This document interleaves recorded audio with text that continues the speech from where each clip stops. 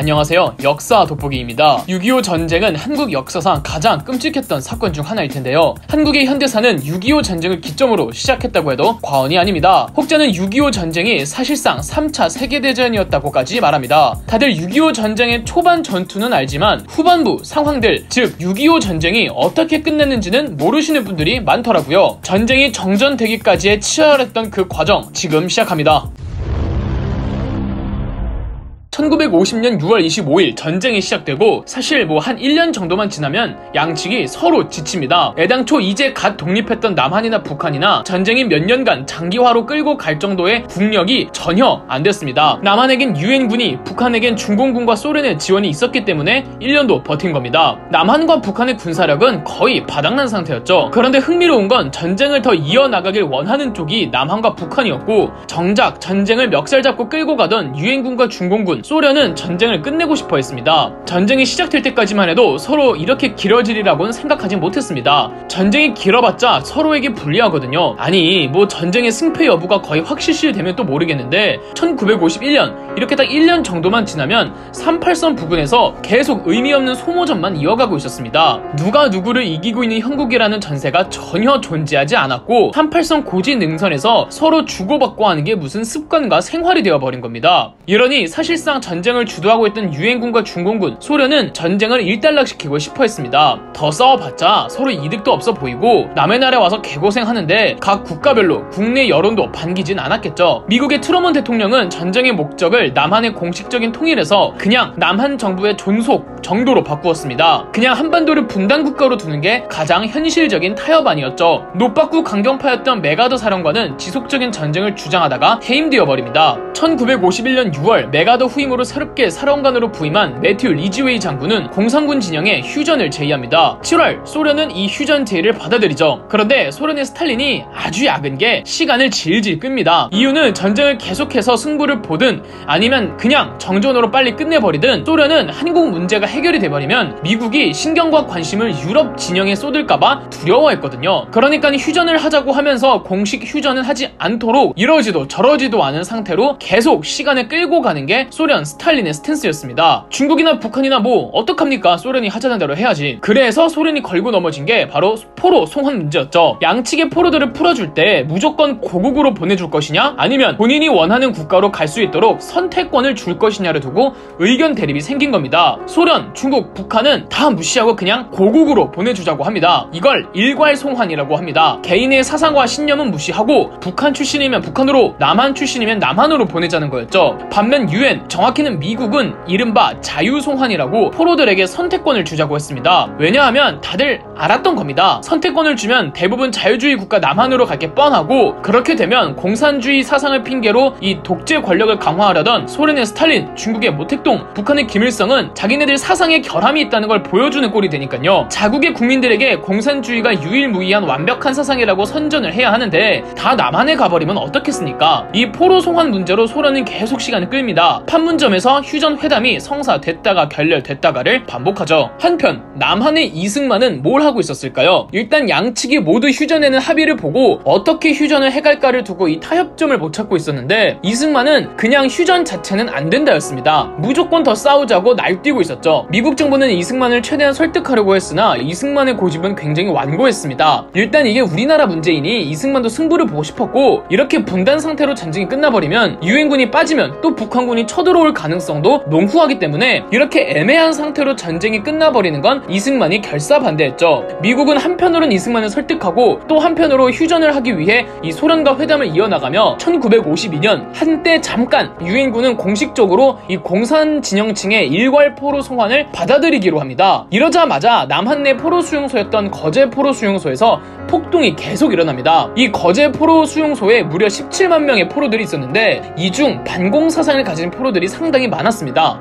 공산주의 진영 포로들인데 왜 반공 사상을 가지고 있냐고요? 6.25 전쟁은 이념전쟁이라고 알려져 있지만 꼭 그렇지만은 않았습니다. 사상적으로는 북한과 공산주의에 격렬하게 반대하지만 북한이 서울을 포함해 남한 대부분을 점령했을 때 살기 위해서 어쩔 수 없이 북한 인민군에 참여하는 병력들도 엄청나게 많았습니다. 혹은 공산주의 사상을 반대하지만 고향이나 살던 곳이 북한이라는 이유만으로 강제 차출된 병력도 부지기수였죠. 거제 포로 수용소엔 이런 반공 사상을 가진 포로들도 굉장히 많았는데 만약 고향이 북한이라서 반공 사상을 가진 이들을 북한으로 강제로 보내버리면 이 포로들 입장에선 납득할 수가 없겠죠. 그래서 거제 포로 수용소에선 이 반공 포로들과 친공 포로들 사이에서 시위, 집단 싸움, 살인 사건 등 폭동이 하루가 멀다 하고 계속 일어났습니다. 이런 상황에다가 이승만도 워낙에 비협조적으로 나오니 1952년 미국 CIA에선 이승만을 암살하려는 계획까지 세웁니다. 사실 CIA가 암살까지는 아니더라도 최소한 이승만을 축출하고 유엔군 군부 정보를 수립시키려는 계획은 여러 번 세웁니다. 자, 그런데 이 휴전을 바라는 쪽에 희망과도 같은 소식이 전해지니 의도적으로 휴전을 질질 끄던 스탈린이 1953년 3월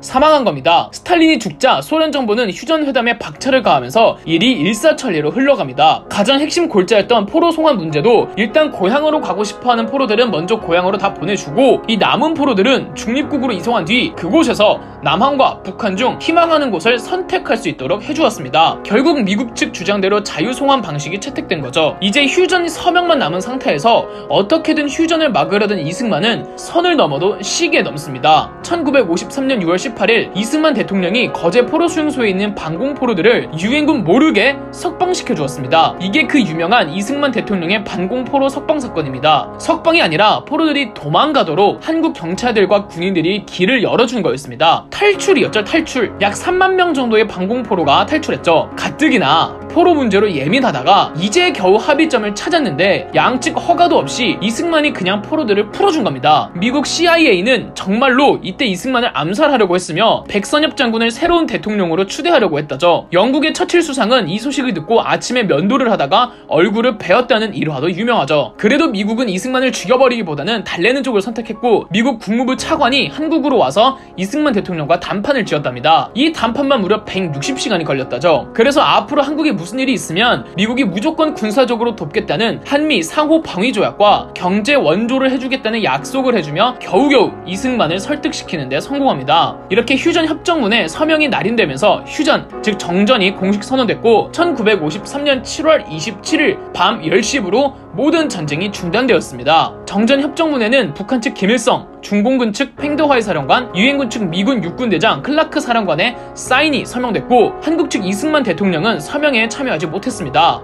이 이유는 설이 분분해서 잘 아시는 분은 댓글로 달아주시면 감사하겠습니다. 그리고 기존의 38선 대신 휴전선이 새롭게 그어졌습니다. 이 1951년 6월 휴전 이야기가 거론된 이후로 1953년 7월 휴전이 성사되기까지 무려 2년간이나 회담이 이어졌으니까 이 끝에 2년간은 뭐 별다른 전투가 없었다고 생각하실 수도 있지만 전혀 그렇지 않았습니다. 오히려 이 2년이 더 끔찍했답니다. 휴전선이 그어질 경우를 대비해서 북한과 남한 경계의 고지 능선을 따라 하루가 멀다 하고 이 다만 1km라도 더 먹기 위해 굉장히 소모적인 전투가 이어졌습니다. 전투가 거의 뭐 하루 일과가 되다시피 하고 2년 동안이나 내내 오늘 뺏은 곳 내일 뺏기고 내일 모레 다시 뺏고 뭐 이러기를 반복했습니다. 양측 하등 소등 없이 피만 흘리는 전투만 이어졌죠. 심지어 휴전 내용이 효과를 발휘하는 밤 10시 그 직전까지도 고지 능선에선 고작 그 1km 어짜고 전투가 이어졌습니다. 유엔군은 2년간 공습을 멈추지 않았고 북한군과 중공군은 병사들에게 마약을 투여시켜 계속 진군하게 했죠. 영화 고지전을 보시면 이해가 가실 겁니다. 정말 끔찍한 2년이었죠. 이렇게 6.25 전쟁 마무리를 알려드렸는데 사실 이 6.25 전쟁의 끝에 이 2년이 이렇게까지 자세히 알려진 건 불과 얼마 안 됐습니다. 그동안 철저히 비밀리에 붙여졌죠. 휴전 회담이 오가던 중 고지 능선에서 벌어졌던 그 끔찍했던 전투들, 미국 CIA의 이승만 암살 계획, 스탈린이 의도적으로 휴전 협상을 지연시켰던 것 전부 6.25 전쟁 당시 사람들은 모르거나 최근 비밀 문서가 공개되면서 알려진 것들입니다. 그렇다면 아마 아직까지도 알려지지 않은 비밀들도 더 남아있지 않을까요? 그럼 역사 돋보기였습니다. 영상 재미있으셨다면 구독과 좋아요, 알림 설정까지 해주시면 감사드리겠습니다.